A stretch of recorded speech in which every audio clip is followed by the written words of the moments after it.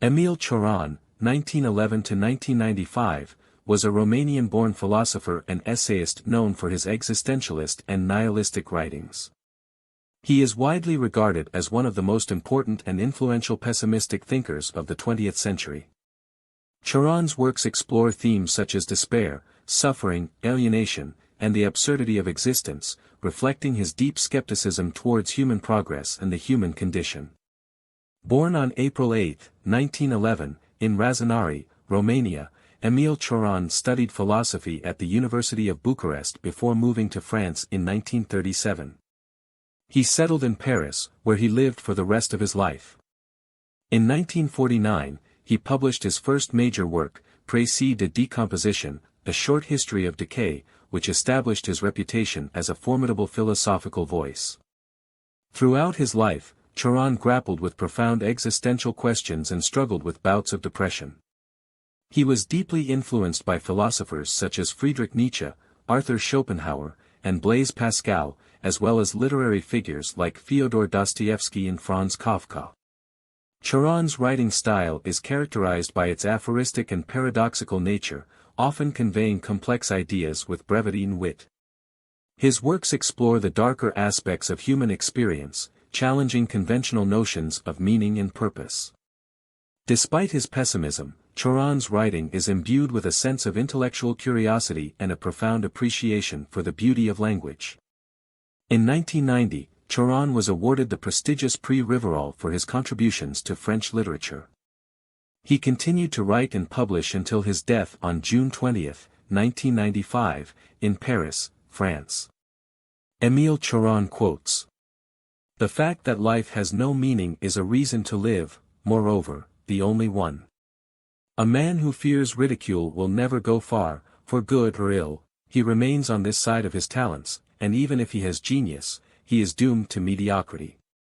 Life inspires more dread than death, it is life which is the great unknown. I have always believed that every writer should have his public hanging at least once a month. A man is always a prey to his truths. Once he has admitted them, he cannot free himself from them. To be conscious is not to be in time but to be time. If one could only say just what one wanted to say, one wouldn't need literature. Its essential quality is to say what one can't, and so what it says becomes all the more significant. We must live out of ourselves, creating ourselves incessantly. Man is condemned to be free, because once thrown into the world, he is responsible for everything he does. Better to have become an animal, if only for the lucidity of a moment, than to have never stirred from the vegetative state in which most men are plunged. The more a man denies himself, the more he shall obtain from nature. Only optimists commit suicide, optimists who no longer succeed at being optimists. We are all alone, born alone, die alone, and, in spite of true romance magazines, we shall all someday look back on our lives and see that, in spite of our company, we were alone the whole way. We become moral when we are unhappy. We are all possessed. Each one of us is possessed by a demon. What is history? An echo of the past in the future, a reflex from the future on the past. No one is free who has not obtained the empire of himself. Not to be born is undoubtedly the best plan of all. Unfortunately, it is within no one's reach. Writers are even more to be feared than truth itself, their writings are the basis of all knowledge, and on them depends our judgments of men. To exist is a habit I do not despair of acquiring." Emil Cioran. Lesser-known facts. 1. Early literary ambitions. Before becoming a philosopher, Cioran initially aspired to be a poet.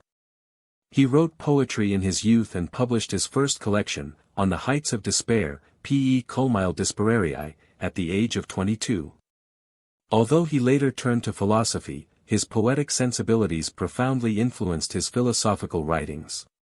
2. Language skills. Cioran was a polyglot who was fluent in several languages, including Romanian, French, German, and Latin.